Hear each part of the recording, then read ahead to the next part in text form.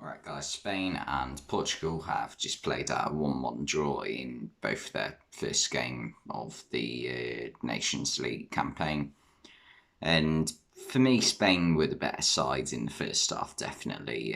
Portugal, just nothing could click. The only time they looked any sort of threat was when they got Rafael Leao on the ball.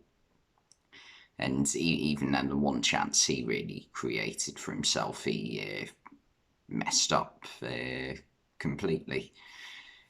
In fact, Spain's goal came from Rafael Leao going on dribble down the left-hand side. Did really well to beat a man. I think it might have been Azpilicueta. Hooked it back across goal. I say across goal. He pulled it all the way back to the edge of the box. Whereas João Cancelo seemed to completely miss the ball, which left it free to be won between Gavi and Bruno Fernandes. Fernandes dives in, doesn't win it. Gavi's running forward. It's 3-on-2. He's got Morata and Pablo Sarabia to pick out. And Morata does this really intelligent run where he runs in between the two defenders and Gavi plays the ball and Morata dummies it for Sarabia, runs into the space and Sarabia squares it to him and Morata scores. And I think Morata is one of the most misunderstood players possibly in the world of football, because obviously he's not the most natural goal scorer ever. Like, some of his finishing at times can be below par, definitely. He does miss the occasional sitter. But like, obviously us British fans saw that most whilst he was at Chelsea. But in terms of his movement off the ball, I'm not sure what the word is, maybe intelligence of it is phenomenal, really. Like, the way he can see things happen before they do happen. And yeah, it was just a really good counter-attacking goal, and a really good example of how to counter-attack.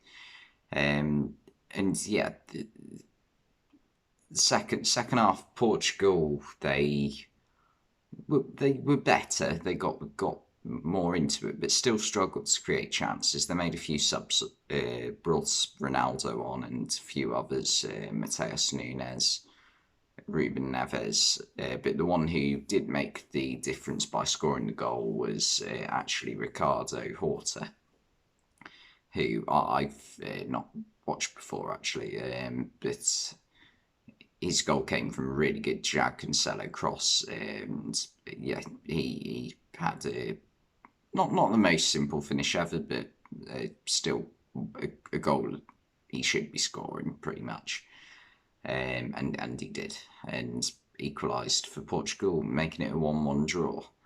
And yeah, once again though, I was really impressed by Spain. I have been a lot over the past year, probably since the Euros. I thought at the Euros, on another day, they somehow beat Italy on penalties and make it to the final, don't they?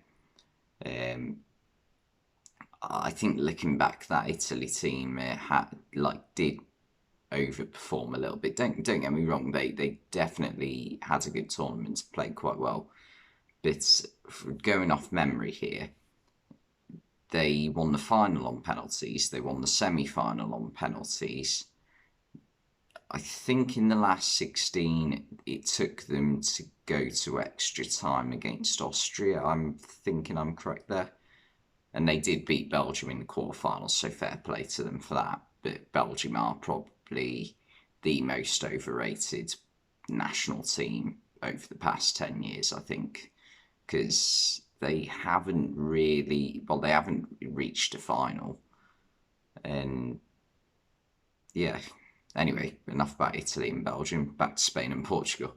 Yeah, but Portugal, though, it's still, even without Ronaldo in the team, because a lot of people have been making the claim that with Ronaldo in the team, because he's not the best link-up player in the world, he's very much a out-and-out goal scorer. That's his game now, since he's moved to like number 9 position from the left wing.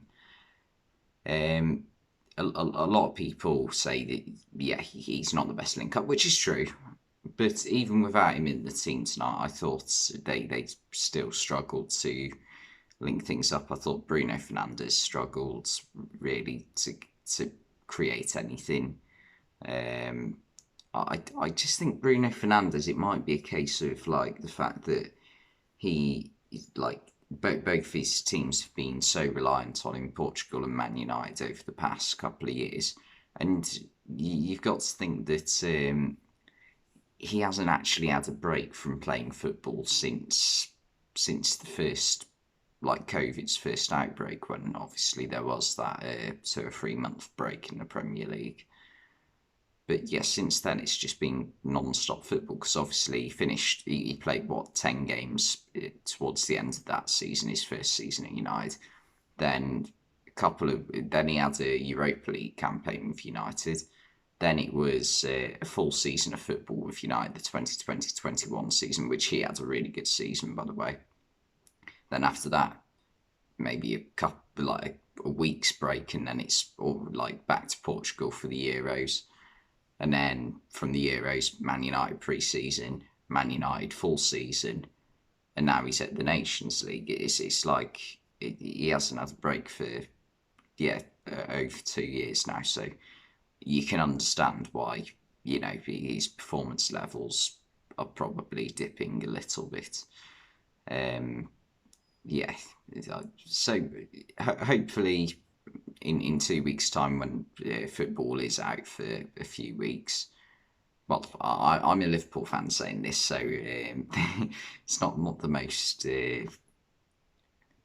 from the heart thing, but hopefully for his sake, let's say, um, he can get back to his best. But yeah, Portugal, yes, they're still not great, in my opinion. Spain were definitely more impressive, I felt. And Gavi, every time I watch him, is brilliant. Like, Barcelona have got some brilliant young players. The one I hear the most about is Ansu Fati, and he's been like known for a couple of years now. But I think he's had that many injury problems that I'm still yet to have a proper look at him. Whereas Gavi and Pedri, both of them, I think are superb. So yeah, if Ansu Fati can stay injury free for a while, hopefully he can prove me that he's a good player. Not that proving to me means anything to him, I would imagine. If it did, that'd be a bit strange, wouldn't it? Really, but yeah, Spain were the better side for me. Anyway, thanks for watching, and I'll see you next time.